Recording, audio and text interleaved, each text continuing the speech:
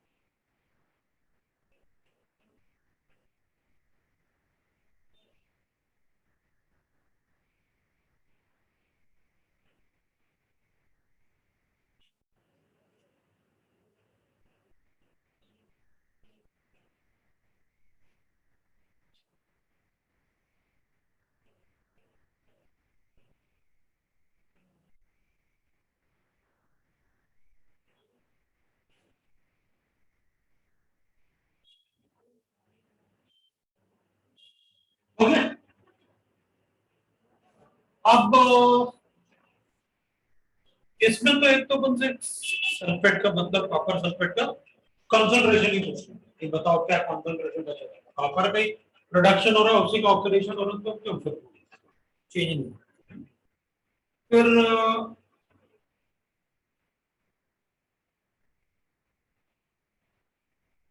Question तो मतलब वैसे बनेंगे, मतलब इक्वेशन से रिलेटेड इसमें डिकम्पोजिशन है ना, तो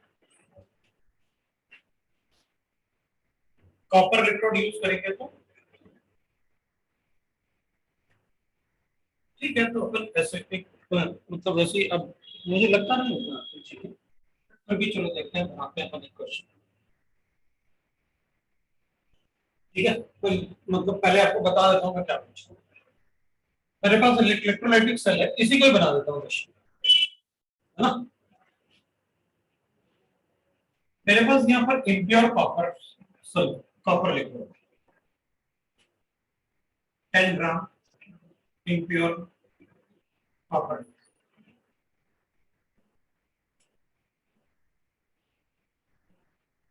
और यहाँ पर प्योर कॉपर लिखा है, प्योर कॉपर। मैंने इससे कुछ एम्पियर ऑफ करंट पास किया, तो 2 ampere of current for 20 seconds.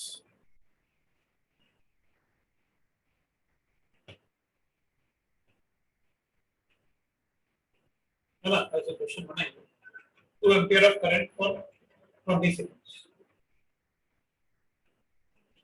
After electrolysis. मुझे डाटा कैलकुलेट करना पड़ेगा, नहीं तो क्वेश्चन अच्छा नहीं होगा। मैं क्या चाहता हूं कि इलेक्ट्रोलाइसिस के बाद ये कितना ग्राम बचा वो दे दो। मान लो ये बचा हुआ है 6 ग्राम, तो 4 ग्राम डिसॉल्व हुआ होगा, लेकिन मैं उससे कैलकुलेट कर पाऊंगा कि 3 ग्राम भी डिपॉजिट होता है, इम्प्योरिटी कितना, उस टाइप का क्वेश्चन बना सकते हैं ना, राइट ना। तो क्योंकि फिर इस पे कितना डिपॉजिट हुआ वो कोई क्वेश्चन पूछने वाला है नहीं, यही दे देते, इसकी क्या जरूरत है। क्योंकि इसका कॉपर सल्फेट जो यहाँ होगा वो तो कंसंट्रेशन कांस्टेंट रहने वाला है ना। तो इस टाइप का कोई क्वेश्चन बना के अपन बना सकते हैं। अब उसमें डाटा सेट नहीं होगा, नेगेटिव आया तो कर सकते हैं, टाइम लगेगा, लेकिन डाटा सेट नहीं होगा। फिर भी मैं मतलब कोशिश कर रहा हूँ कि काफी कम मास है। So after electrolysis, the mass of impure electrode is 4 gram. Calculate the mass of impurity dissolved. Mass of impurity dissolved.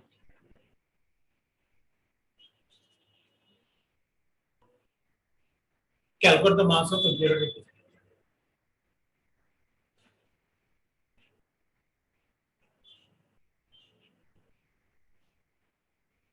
Calculate the mass of impurity dissolved.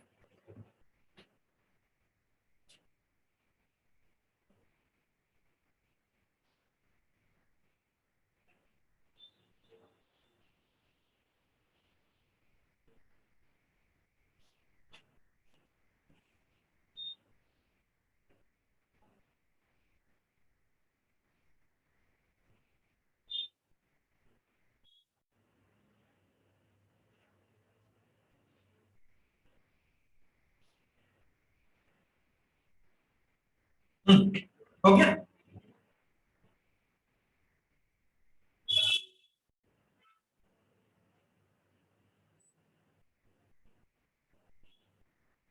तो ये अपना इलेक्ट्रोलाइसिस का,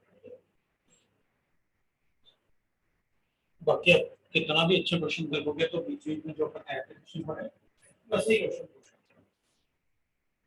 अब अपन पढ़ते हैं इलेक्ट्रोलाइटिक कंडक्टेंस।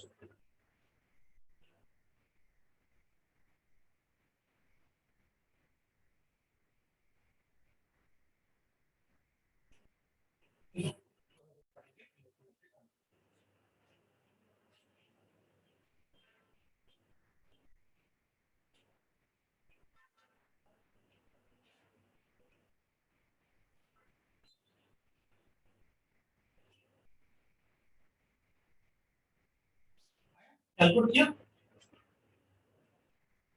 राउंड करके भी कर सकते हैं, इतने ज्यादा क्लोज नहीं होते क्वेश्चंस, है ना। W by E is equal to Q by 965. So W calculate कर लेते हैं, Q कितना होता है, that is I into T मतलब 2 into 20 divide by 96500 multiply by equal weight of copper 63.5 divided by 2 beta. Therefore weight of impurity is, ये तो weight of copper है,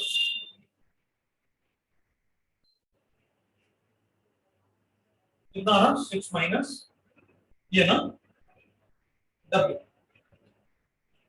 6 ग्राम का डिसॉल्व हुआ उसमें impurity।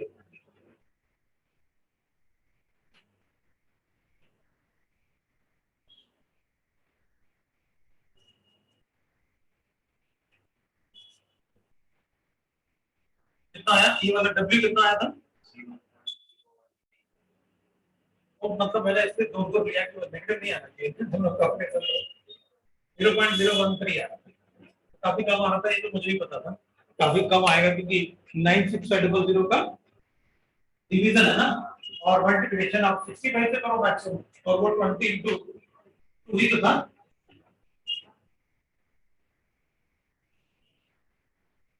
तो अगर पेपर में देना होता तो मैं बैठ के आराम से वर्कआउट करता, उस पर कैलकुलेशन भी इजी करता, बाकी सब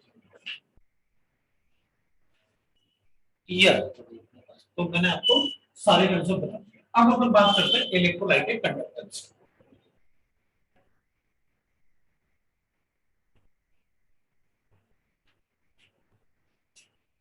इलेक्ट्रोलाइट के कंडक्टेंस,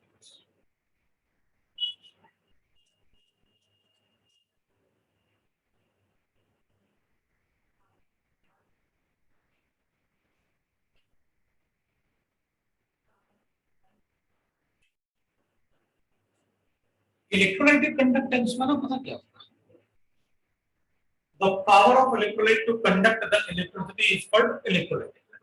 मतलब अभी तक जो अपन पढ़ रहे थे, चाहे वो हाफ सेल हो या फुल सेल हो या इलेक्ट्रोलाइटिक सेल, अब अपन ये पढ़ने वाले हैं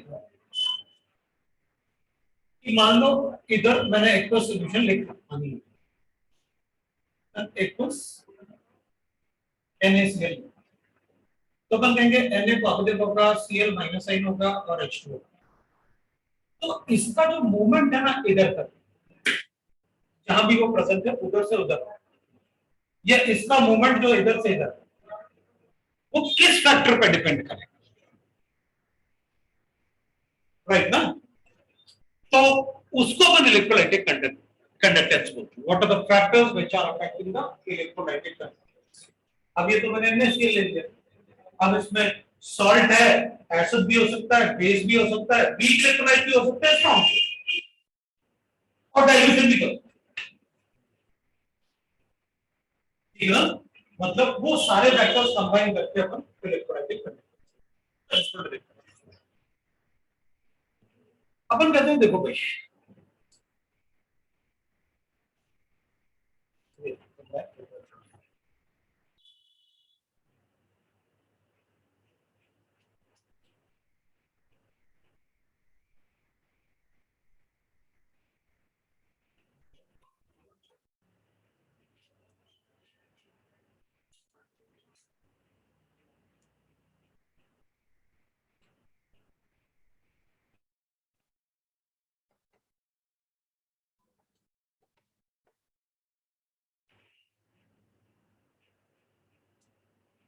तो इलेक्ट्रोलाइटिक कंडक्टेंस में अपन क्या कहेंगे कि देखो इसमें मेटेलिक कंडक्टर्स में इलेक्ट्रिसिटी इसलिए फ्लो करता है क्योंकि वहां मूवमेंट ऑफ इलेक्ट्रॉन्स, मेटल होगा तो मूवमेंट ऑफ इलेक्ट्रॉन तो सरफेस, स्विच ऑन करो, वायर पे इलेक्ट्रॉन घूम रहा था, यूज, लेकिन इलेक्ट्रोलाइट में कंडक्टेंस होता है due to movement of ions, ये इधर से इधर जाएगा तो इलेक्ट्रिसिटी कंडक्ट, इधर से इधर जाएगा तो electricity conduct. So in aqueous solution और इन मॉल्टन स्टेट में the electricity is conducted due to the movement of,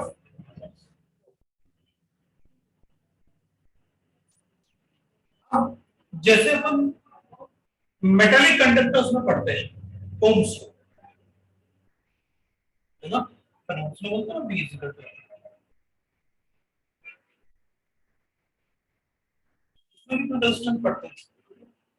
तो जैसे मेटालिक कंडक्टर में रेजिस्टेंस होता है, वो इलेक्ट्रॉन आपस में कोलाइड करेंगे तो वो भी एक रेजिस्टेंस है, टेम्परेचर की वजह से भी रेजिस्टेंस है, जैसे इलेक्ट्रोलाइटिक कंडक्टेंस में भी रेजिस्टेंस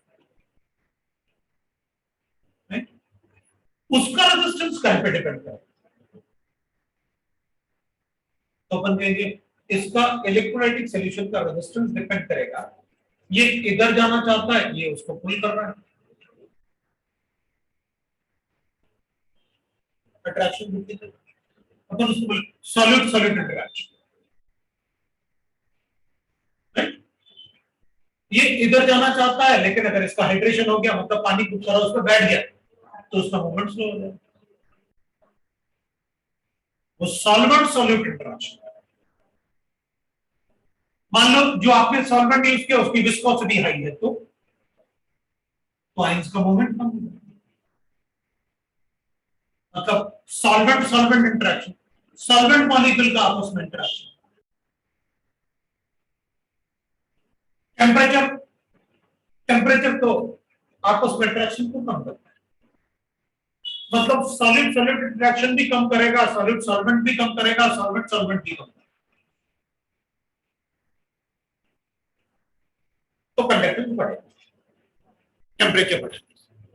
प्रेशर से उस सॉल्यूशन में प्रेशर से कोई फर्क नहीं पड़ता। मैक्सिमम अगर कुछ हो सकता है, खूब सारा प्रेशर लगाया तो सॉल्वेंट थोड़ा कंप्रेस हो गया, मान लेते हैं, प्रेशर बताना ही बताना है आपको, तो अपन कहेंगे ठीक है खूब कंप्रेस करोगे तो विस्कोसिटी बढ़ा, विस्कोसिटी बढ़ेगी तो एक तरीके से थिकनेस बढ़ गई, तो आयंस का मूवमेंट स्लो हो जाएगा। अगर भीड़ भाड़ हो जाएगी सॉल्वेंट की तो आयंस निकलेगा कैसे, वो फैक्टर्स हो सकते हैं। ये मतलब what are the factors on which the electrolytic conductance can depend? तो सॉलिड सॉलिड इंटरेक्शन मतलब कैटन एनायन का आपस में इंटरेक्शन, सॉलिड सॉल्वेंट मतलब हाइड्रेशन की बात कर रहे हैं, सॉल्वेंट सॉल्वेंट मतलब विस्कोसिटी ऑफ द सॉल्वेंट की बात करेंगे। तो टेम्परेचर अगर बढ़ाओगे तो कंडक्टेंस बढ़ता है इलेक्ट्रोलाइट का, बट मेटालिक कंडक्टर का कम होता है बिकॉज वो इलेक्ट्रॉन का क्राउडिंग हो जाता है।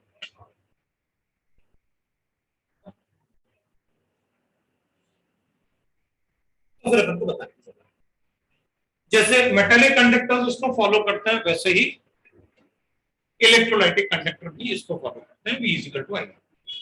वो भी रेजिस्टेंस को और करंट को बिल्कुल वैसे ही फॉलो करेंगे जैसे रेजिस्टेंस उसमें भी इलेक्ट्रोलाइटिक से।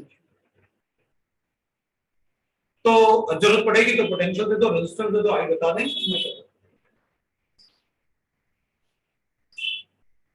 अब जैसे कोई रिलेशन रेजिस्टेंस कंडक्टेंस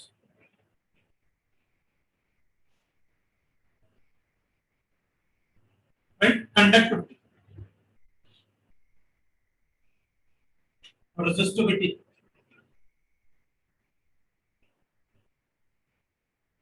एक्सेट्रा, ये सारे मुझे बताने की जरूरत है। Resistance is directly proportional to the length of the conductor divided by area, ये अपन ने पहले से। So resistance will be equal to that is resistivity into L by A. Resistance, resistance का यूनिट अपन को पता है, ज्यादा होगा तो बाद में लिख सकते हैं, राइट। पहली इक्वेशन कंडक्टेंस होता है 1 बाय रेजिस्टेंस, और 1 बाय रेजिस्टेंस का मतलब हो गया conductance will be equal to 1 by R का मतलब हो गया 1 by rho into A by L, और 1 by rho is equal to होता है ये rho is that is resistivity ना, ये रेजिस्टिविटी होता है तो अपन 1 बाय रो को कंडक्टिविटी बोलते हैं। तो C conductance will be equal to that is kappa है कंडक्टिविटी, इस kappa into A by L, मतलब स्पेसिफिक कंडक्टिविटी जब स्पेसिफिक वर्ड आएगा तो LB1 एरिया भी होगा।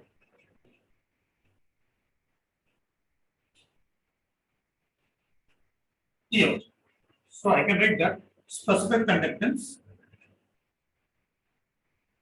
is equal to conductance multiplied by L by A करता हूं तो सेल कांस्टेंट, सेल ये अपन को बताने की जरूरत है बस, राइट। अपन क्या कहेंगे, अपन कहेंगे ठीक है हम ऐसे सेल को अज्यूम नहीं, क्योंकि ऐसे सेल में मुझे प्रॉब्लम होगी कैलकुलेशन।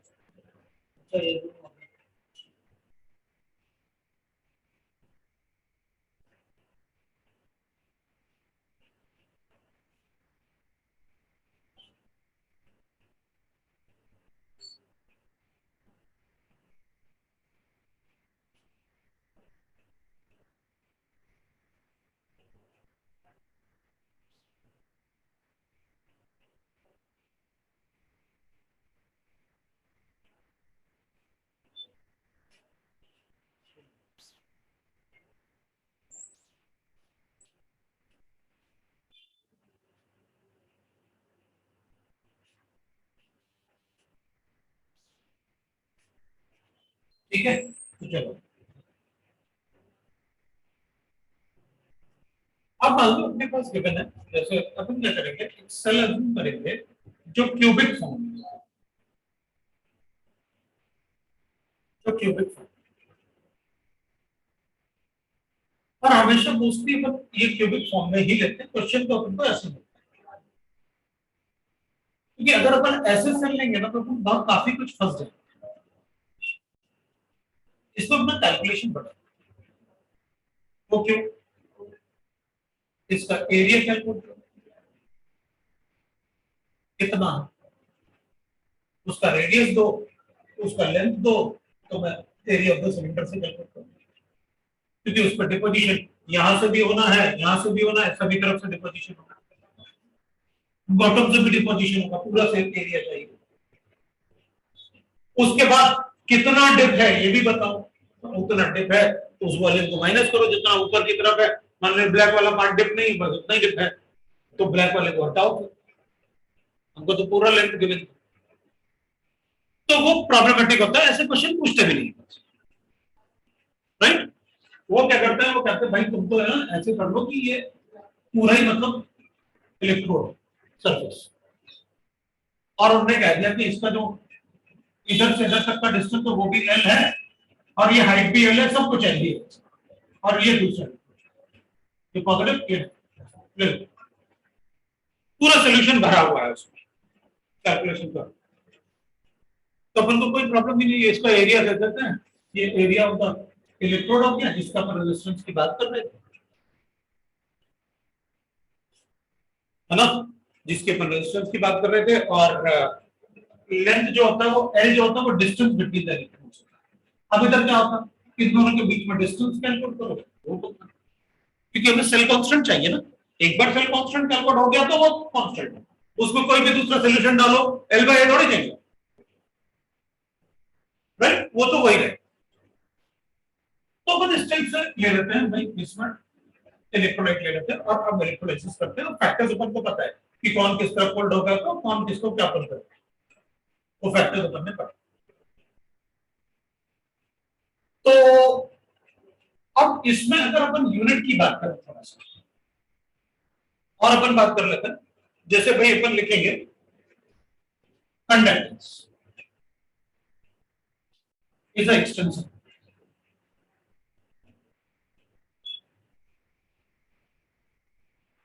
मतलब अगर मैं दो सॉल्यूशन को मिक्स कर दूंगी तो total conductance of the solution total ले लो, मतलब दो सॉल्यूशन को मिक्स करूंगा तो total conductance on mixing the two solution will be equal to C1 C2 दोनों को,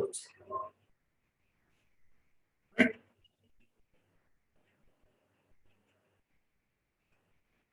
अपन क्या करते हैं इसमें कंडक्टेंस को, इसको ऐसे है ना, कंडक्टेंस को अपन क्या करना है, इसका से कंडक्टेंस है कप्पा अपन जो है ना, तो इसको 1 बाय r कर, कंडक्टेंस को क्या करते हैं 1 बाय r इनटू, ऐसे कर लेते हैं स्पेसिफिक कंडक्टेंस, इसको 1 by r into l by a कर देते हैं, ओके, इसको अपन ऐसे कर देते हैं स्पेसिफिक कंडक्टेंस, क्या चाहते हैं कि मैं इसको ऐसे इक्वेशन 3 मैं थोड़ा जल्दी लिख दिया कि बाकी तुम लोग अपने आप समझ जाओ, और एक्सप्लेन करके उधर जाना पड़ता है, मतलब वो एप्लीकेशन टाइप में आता है। मैं क्या चाहता था कि conductance will be equal to kappa into a by l, मैं इसको ऐसे कर सकता हूं,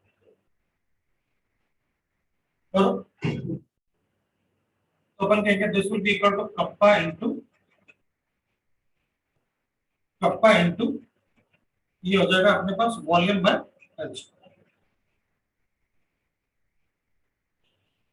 है ना, area into length will be equal to volume, उसके लिए तो अपन क्या करेंगे, अपन लिखेंगे L square C will be equal to kappa into L को अपन एमएम में लेंगे, मतलब ये सेंटीमीटर में, तो सेंटीमीटर और होना भी चाहिए भाई। कंडक्टेंस ऑन एल स्क्वायर मतलब दिस एरिया, बराबर। मतलब मैं उसका मीनिंग समझाऊंगा फिर उसके बाद ही बताऊंगा। देखो मैं इसको ऐसे लिख सकता हूं, ठीक है। अब मैं क्या लिख रहा हूं, इसका मतलब है कि the conductance on area of the face of electrode will be equal to kappa into volume, total volume। इसका मतलब है कि मान लो मेरे पास एक सेल है, उसमें एक छोटे से 1 सेंटीमीटर क्यूब, इसका 1 सेंटीमीटर क्यूब में कंडक्टेंस गिवन है। 1 सेंटीमीटर क्यूब में कंडक्टेंस का मतलब है कप्पा, तो ये पूरा बकेट भरा हुआ है इलेक्ट्रोलाइटिक सॉल्यूशन। 1 सेंटीमीटर क्यूब में कितना कंडक्टेंस है मुझे पता है, बता दो कितना है टोटल वॉल्यूम, तो मैं टोटल कंडक्टेंस बता देता हूं। समझ में आई ना बात? 1 सेंटीमीटर क्यूब में जो जितना कंडक्टेंस होता है उसी को तो कहते हैं अपन स्पेसिफिक कंडक्टेंस। देयर इज आप बता दो कितना वॉल्यूम लेना है टोटल, तो अपन कहेंगे ठीक है टोटल, उसको मल्टीप्लाई कर दो, कर दिया टोटल कंडक्टेंस आ गया। तो जो टोटल होगा ना कंडक्टेंस, अब ये बड़ा जो सेल है अपने पास, अब ये सारे के सारे आयंस जाके उधर स्टिक होंगे, वो है कंडक्टेंस ऑन एल स्क्वायर मतलब total surface area is equal to होता है A multiply by total volume. Total volume से इलेक्ट्रॉन आयंस पुल किए जाएंगे उसके सरफेस पर। ठीक है, अपन क्या कहते हैं, अगर मान लो इलेक्ट्रोलाइट मैंने 1 मोलर डाल दिया तो अपन कहेंगे ठीक है इस कंडक्टेंस को मोलर कंडक्टेंस बोल देना, और क्या, तो इसको आप मोलर कंडक्टेंस बोल देना। तो अपन कहेंगे ठीक है इसको अगर मोलर कंडक्टेंस बोलेंगे, that is conductance of 1 mole of electrolyte present between the two electrodes, conductance of 1 mole of electrolyte present between the two electrodes, that is 1 molar conductance। अब अपन इसको लिख लेते हैं, मैं इसको हटा, इसको कंप्लीट कर देते हैं क्योंकि मतलब ऐसा नहीं है, तो कभी कभी मुझे छोटा मोटा क्वेश्चन मिल सकता है अपन को। तो total conductance will be equal to, मैं कंडक्टेंस को क्या लिख सकता हूं, L square will be equal to kappa into 1, मतलब C total will be equal to kappa 1 into volume 1 plus kappa 2 into 1, और कप्पा खुद अपने आप में एक्सटेंसिव प्रॉपर्टी, मतलब मैं कप्पा को भी ऐड कर सकता हूं। कभी कभी ऐसा भी होगा कि मुझे टोटल सॉल्यूशन का कप्पा गिवन है, मैं अलग अलग लिख सकता हूं, kappa of electrolyte and kappa of water is equal to kappa of NaCl solution,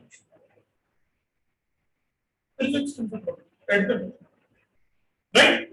तो अपन क्या करेंगे, अच्छा तो मैं कप्पा को लिख सकता हूं 1/r इंटू L/A का 2 कप्पा, L/A हो जाएगा ना। So 1/r into L/A will be equal to, if r total is equal to 1/r1 into L/A, और इधर वॉल्यूम तो भूल ही गया, वॉल्यूम टोटल, इधर V1 into V1 plus 1/r2 into L/A into V2, L/A तो कैंसिल कर देते हैं। So 1/r total volume total is equal to V1 upon R1 plus V2। अगर मैं दो सॉल्यूशन को मिक्स करता हूं विद डिफरेंट वॉल्यूम्स, उनका रेजिस्टेंस अगर मुझे गिवन है तो टोटल रेजिस्टेंस क्या होगा सॉल्यूशन का, तो बता सकते हैं। टोटल कंडक्टेंस कितना होगा वो तो लिखेंगे, इसको क्या टोटल कंडक्टेंस ऐड करूंगा तो लो, समझे ना। टोटल कप्पा कितना होगा वो भी आपने बताया नेगेटिव का,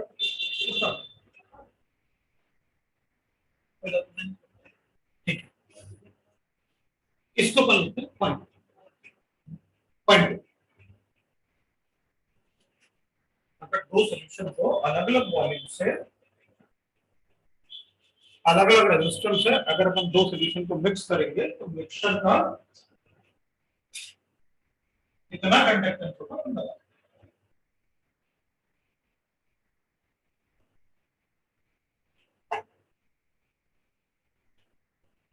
अब या थोड़ी यूनिट की बात करें, रेजिस्टेंस का यूनिट क्या होता है? ओम ना, या ऐसे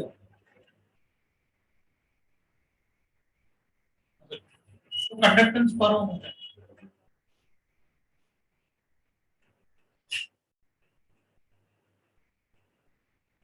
कंडक्टेंस ऐसे भी लिख सकते हैं, 1 पर ओम।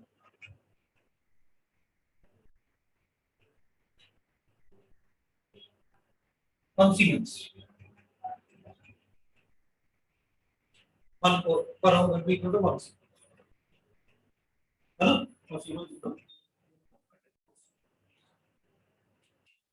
अब इसको तो मतलब क्या मतलब, थोड़ा सा ये देखना पड़ेगा तुमको। जैसे इसका यूनिट है तो ये सेंटीमीटर में होगा, कंडक्टेंस तो पर होगा, कप्पा का यूनिट क्या होगा, वो सेंटीमीटर के होगा,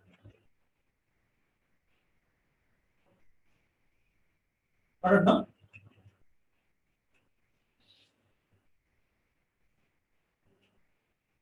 हम लोग ज्यादा डेरिवेशन के चक्कर में नहीं करना, वो ज्यादा डेरिवेशन करूंगा तो और ज्यादा सीधी सीधी बात करते हैं, करना क्या है, डेरिवेशन नहीं पूछना, टाइम होता है तो अपन पढ़ते रहते हैं। अब हम क्या करेंगे, मोलर कंडक्टेंस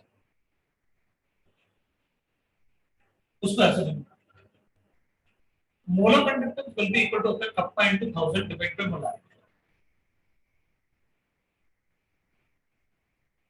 ये अपन सबने पढ़ा।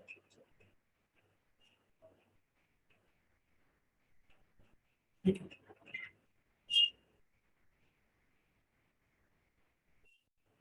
इसका यूनिट ना गिवन होना चाहिए क्वेश्चन।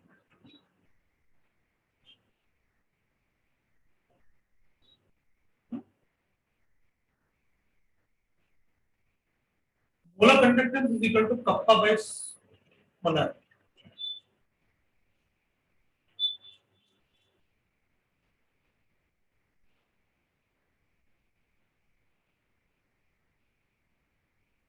उस बात का ध्यान रखना,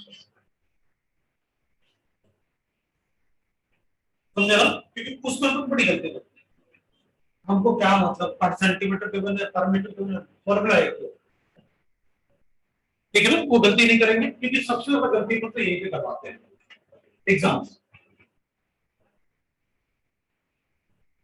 इक्विवेलेंट कंडक्टेंस होगा तो पोलैरिटी की जगह नॉर्मलिटी इक्विवेलेंट कंडक्टेंस।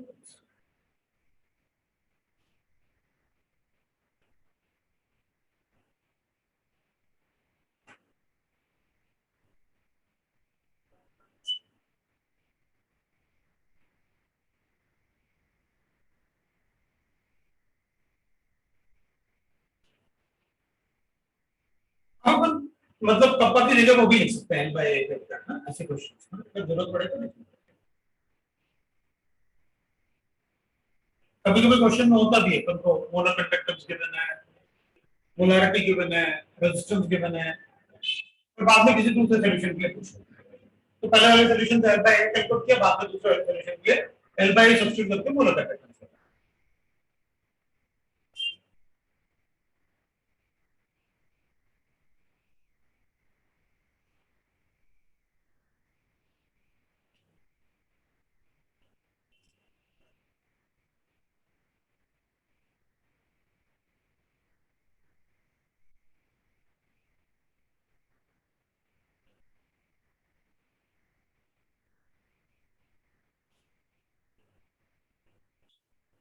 अब equivalent conductance,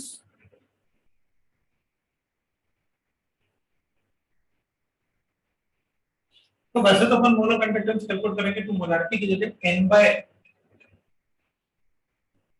capital N by small n ना, n फैक्टर लिख लो।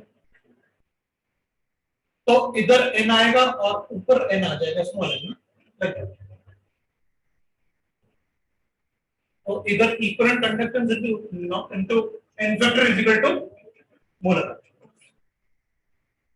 ऐसा नहीं करना, मतलब ऐसे गड़बड़ कर दो क्या, molar conductance is equal to equivalent conductance into n factor. और अपन क्या सोचते हैं, equivalent conductance normality is equal to molarity into n factor, गलत। समझे ना, वो गलती नहीं। अब फैक्टर्स ऑफ फैक्टर,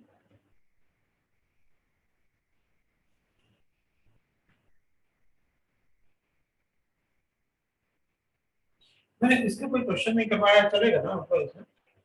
अगर इसमें गलती नहीं करोगे ना, तो आप अपने आप कितने भी क्वेश्चन सॉल्व करो, गलती नहीं, गलती नहीं होगी, कर दो, बाकी कोई गलती नहीं करते।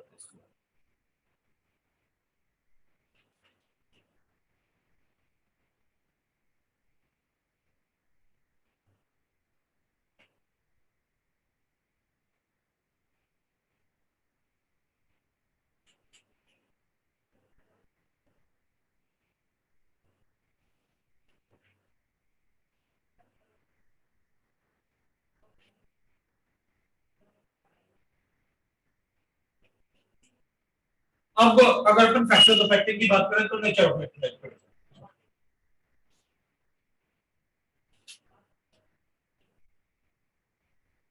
ठीक है। तो अपन क्या करेंगे, नेचर ऑफ इलेक्ट्रोलाइट में स्ट्रॉन्ग इलेक्ट्रोलाइट ज्यादा कंडक्ट करेंगे electricity as compare to weak electrolyte, क्योंकि इसमें स्ट्रॉन्ग इलेक्ट्रोलाइट ज्यादा आयन देते हैं रादर देन वीक। ज्यादा आयन होगा तो ज्यादा electrolytic conductance, so electrolytic conductance will directly proportional to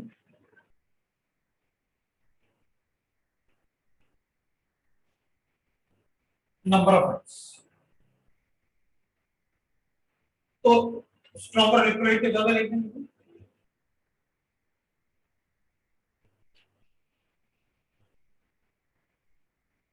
strong electrolyte का ज्यादा नंबर ऑफ आयन्स, मतलब that is directly proportional to, right ना। और स्ट्रॉन्गर, जितना ज्यादा इलेक्ट्रोलाइट स्ट्रॉन्ग होगा उतना ज्यादा आयन्स होंगे, उतना ज्यादा कंडक्ट। अब मैं वहां इधर यूनिट वगैरह का कोई प्रॉब्लम नहीं होगा, वो लिखा था अपन सब बना लेंगे, एरिया वगैरह वो सब। अगर कुछ मेंशन नहीं है तो इनका यूनिट यूज करो, सीमेंस और this is MKS. Electrolytic conductance है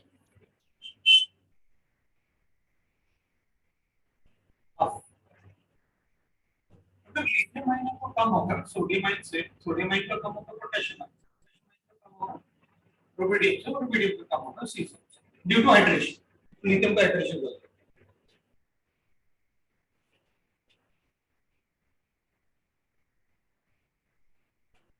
मैग्नीशियम आयन का कम होगा कैल्शियम ड्यू टू हाइड्रेशन।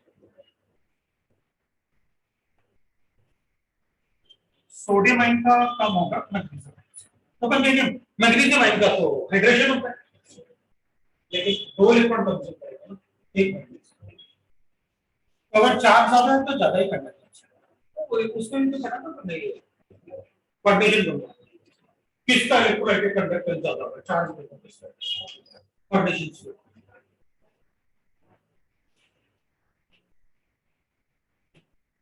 अच्छा, इसका मतलब अगर चार्ज ज्यादा है तो कंडक्टेंस ज्यादा होगा, लेकिन चार्ज सेम है तो हाइड्रेशन चाहिए,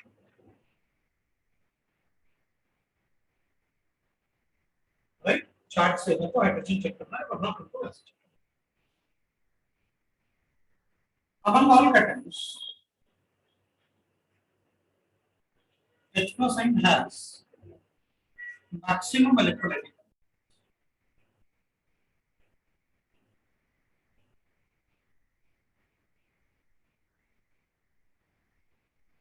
among all the cations, जितने भी cations है अपने पास उन सब में सबसे ज्यादा इलेक्ट्रोलाइटिक कंडक्टेंस इसका होगा H plus।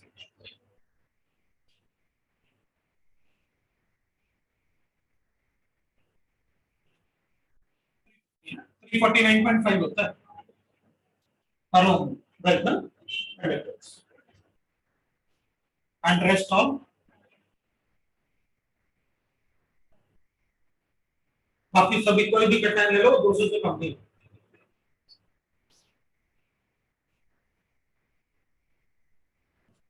among all monovalent elements even bivalent भी OH minus sign has maximum value वो among monovalent इसलिए लिखा मैंने because OH minus sign has less conductance than this इसलिए मैंने उसको मोनोवैलेंट लिखा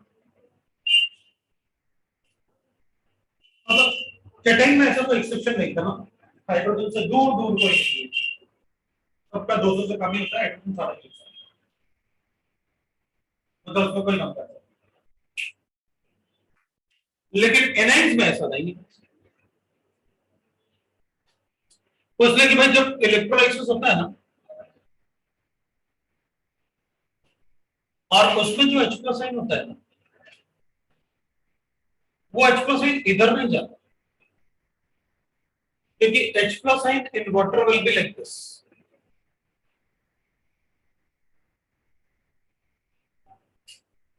तो अब क्या होगा due to hydrogen bonding there is like this तो होगा क्या ये वाला जो है ना मतलब ये आपस में क्या करेंगे एक्सचेंज करेंगे जो लास्ट वाला एच इधर होगा ना वो इसको दे देगा और ये वाला एच अगर इलेक्ट्रोड को गया तो इससे एच इधर आ जाएगा दूसरे से इधर एच इधर आ जाएगा मतलब H प्लस आयन ट्रैवल नहीं करता तो वाटर अपने आप में एक्सचेंज कर लेते हैं इसने इसको दिया उसने उसको दिया उसने उसको दिया H प्लस आयन और लास्ट वाले ने डिपॉजिट बाकी सब में क्या आयंस को मूव करके जाना तो अदर फैक्टर्स इन्वॉल्व राइट ना H प्लस आयन का मूवमेंट नहीं होता लास्ट वाला वाटर मॉलिक्यूल अपना H प्लस आयन दे देता है बाकी सब एक्सचेंज ठीक है so this is one of the factors second factor upon dilution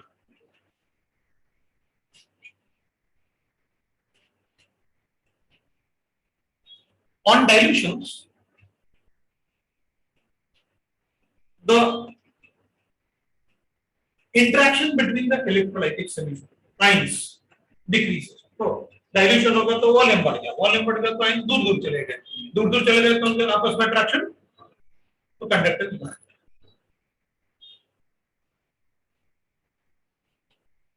so on dilution electrolytic conductance increases no matter it is weak or strong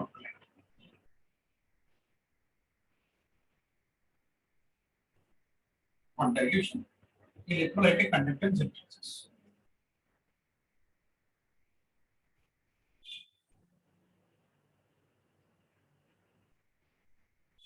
conductance increases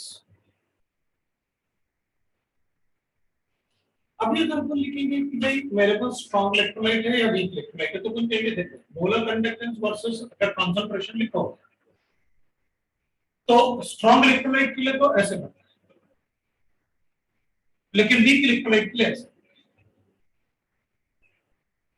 for week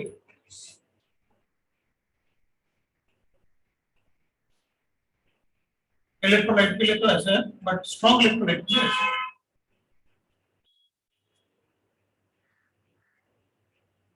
अपन कहेंगे ऐसे तो दोनों कैसे तो अपन कहेंगे देख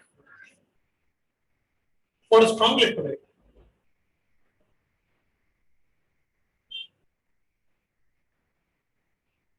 अपन कहेंगे कि यार स्ट्रॉन्ग इलेक्ट्रोलाइट के लिए तो जब अपन पानी में डालेंगे स्ट्रॉन्ग इलेक्ट्रोलाइट तो पहले 100% डिसोसिएट जितने आयन हो सकते हैं उतना ही होगा राइट लेकिन जब अपन डाइल्यूशन करेंगे तो आयन आयन इंटरेक्शन क्या होगा कम होता जाएगा कैटायन आयन इंटरेक्शन तो फिर उनमें कंडक्टेंस बढ़ता जाएगा क्योंकि जितना आपस में अट्रैक्शन कम होगा उतना इजीली वो रिस्पेक्टिव इलेक्ट्रोड की तरफ जा सकते हैं तो डाइल्यूशन से क्या होगा इंटरेक्शन ही कम होगा डिसोसिएशन तो होने वाला है नहीं नंबर ऑफ आयंस तो नहीं आने वाले ना ज्यादा तो अपन देंगे उसमें तो Debye Onsager equation होता है।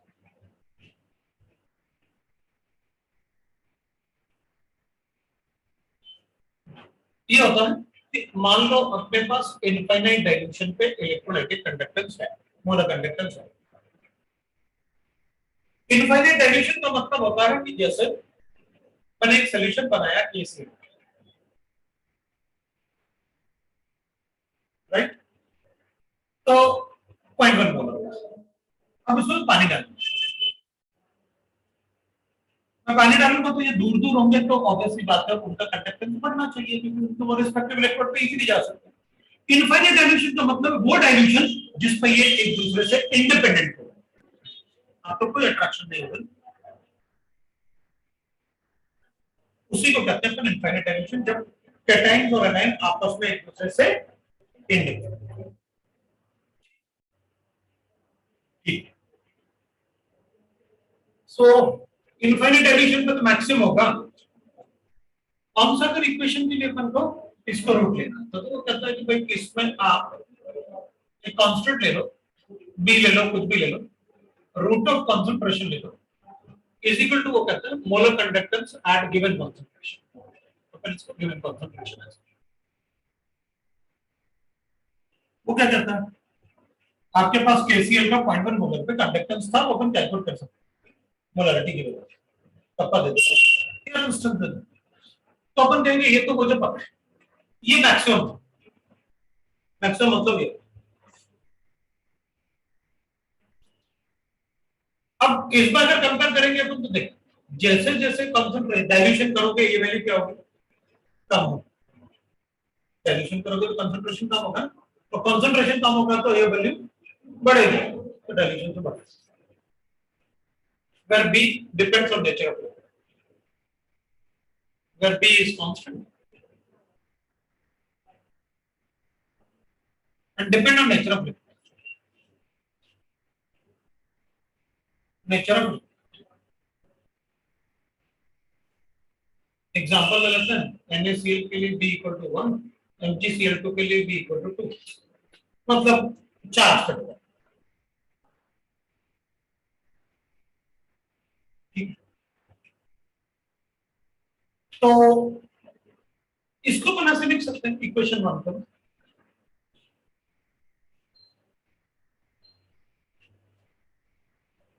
स्लोप नेगेटिव है ना, ट्रेन के फॉर्मूले से तुम बोल सकते हैं कि स्ट्रॉन्ग, बस इलेक्ट्रोलाइट का ध्यान रखना होगा, स्ट्रॉन्ग इलेक्ट्रोलाइट है कोई बात नहीं। अब अगर मान लो मैं यहां पर इसको ले लेता हूं स्ट्रॉन्ग इलेक्ट्रोलाइट को KCl, अपन ने KCl लिखा और HCl लिखा, तो दोनों में से ज्यादा कंडक्टेंस किसका होगा, KCl का या HCl का, ये तो दोनों में किस पे डिपेंड करेगा, K और H पे, तो किसका ज्यादा होता है, उसका कोई कंपैरिजन नहीं, तो उसके लिए अगर ये ग्राफ ड्रॉ करता तो ऊपर ड्रॉ करता, कंडक्टेंस ज्यादा होता है तो अपन वैसे। अब बात करते हैं अपन बी इलेक्ट्रॉन, मतलब इसमें स्ट्रॉन्ग इलेक्ट्रोलाइट के कुछ था नहीं, कंडक्टेंस इसलिए बढ़ता है क्योंकि बीच में अट्रैक्शन होता है। और कंडक्टिविटी डायल्यूशन से क्या होगा, कंडक्टिविटी बढ़ेगी या कम होगी, कंडक्टिविटी, कप्पा, कप्पा का क्या, तो अपन कहेंगे कप्पा तो कम होगा, भाई कप्पा तो टोटल सॉल्यूशन का 1 सेंटीमीटर क्यूब वाला पार्ट था ना, number of ions, the conductance of ions is 1 centimetre cube, पानी डालूंगा तो number of ions 1 centimetre cube में क्या हो जाएंगे, कम, वॉल्यूम बढ़ गया ना क्योंकि उसका, तो फिर कप्पा कम है, मतलब कप्पा हमेशा डिक्रीज करेगा जब अपन डाइल्यूशन करेंगे, राइट। अब इलेक्ट्रोलाइट की बात करेंगे,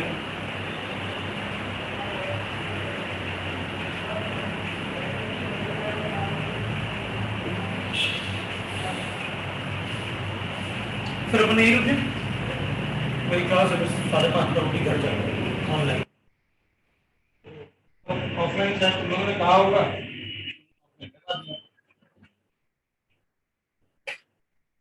सर ऑफलाइन में ऐसे हम इसको मैक्सिमम बोल रहे हैं, मैंने कब देखा कीवर्ड्स का मैक्सिमम,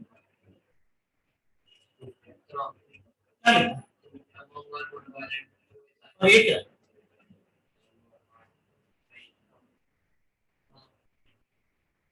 जो क्रूशियल चीजें होती है वहां गलती नहीं करूंगा, बाकी चीजों में रिलैक्स रहता हूँ ना, तो गलती हो सकती है, उसके लिए मैं पूरी कहता कि गलती नहीं होगी, गलती हो सकती है, लेकिन क्रूशियल चीजों में गलती नहीं करूंगा तो गड़बड़ हो जाएगा।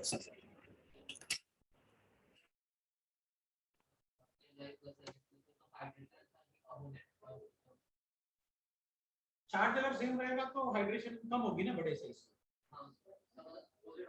हाँ, फिर अपन हाइड्रेशन के हिसाब से सम करेंगे अगर चार्ज सेम है, और चार्ज अगर डिफरेंट है तो जिसका चार्ज ज्यादा उसका ज्यादा।